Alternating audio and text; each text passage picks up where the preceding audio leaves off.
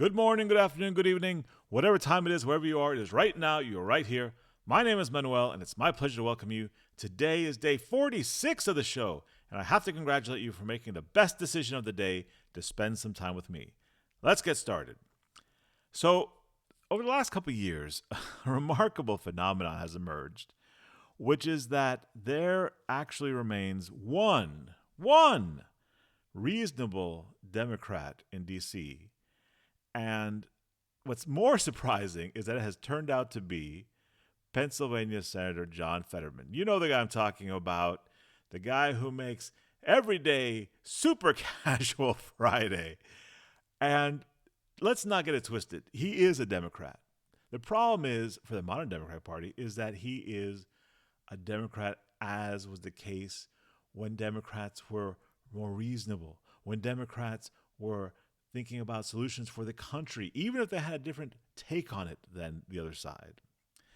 And so the last remaining reasonable Democrat, and by the way, maybe it is because he dresses so comfortably that it's not squeezing his brain.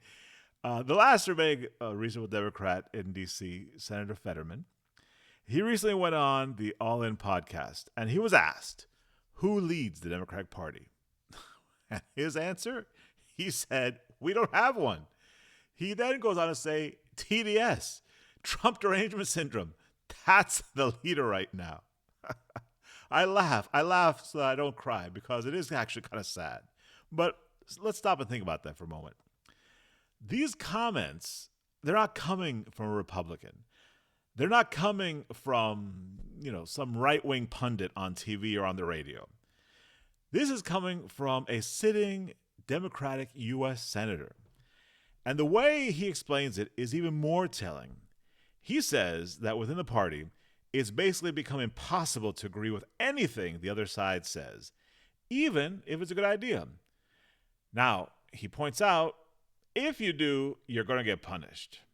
And that right there is the whole story. Because what he's really describing is not just dysfunction, it's the absence of an actual governing philosophy. You see, a real political party, whether you agree with it or not, has an ideology. It has a framework. It has a way of looking at the world and saying, here's what we believe is best for the country. And here's the key issue.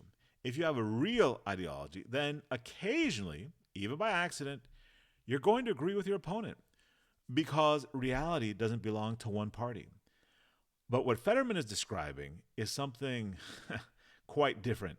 He's describing a system where the first question isn't, is this good for America? No. The first question is, where does Trump stand on it?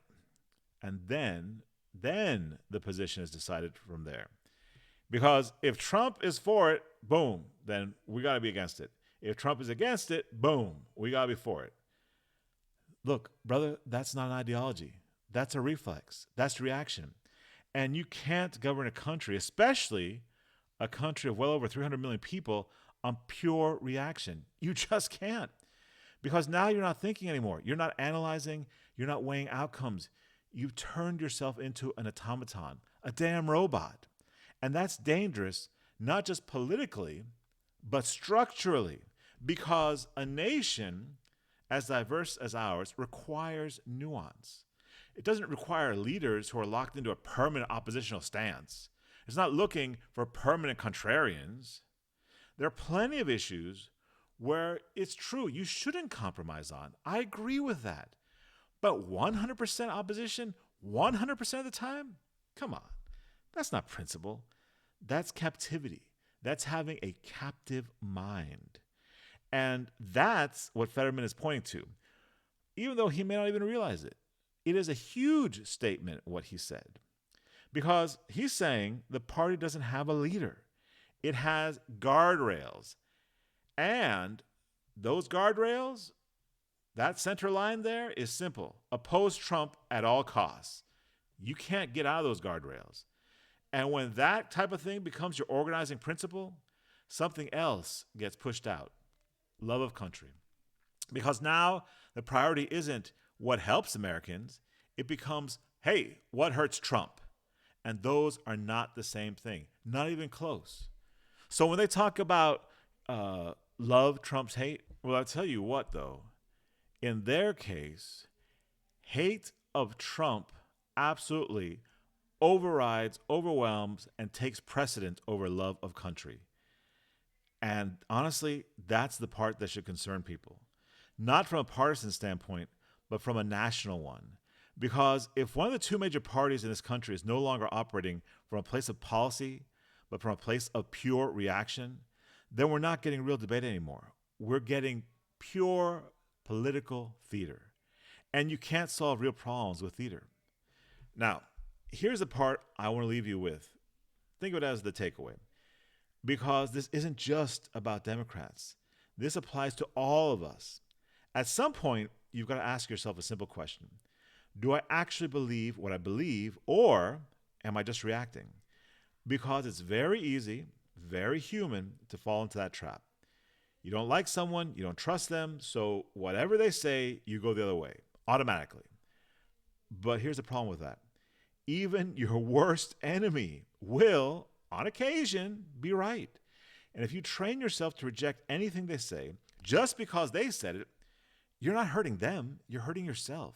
You're denying yourself the benefit of good ideas, useful insights, and better outcomes. So the real discipline, the real strength is being able to step back and say, I don't like this person, but is this idea actually good? That's how you stay grounded. That's how you stay independent. And honestly, that's how you stay free. Because the moment your opinions become automatic reactions, that's the moment someone else is doing your thinking for you. All right. That's enough for today. We'll continue next time. And as always, be useful.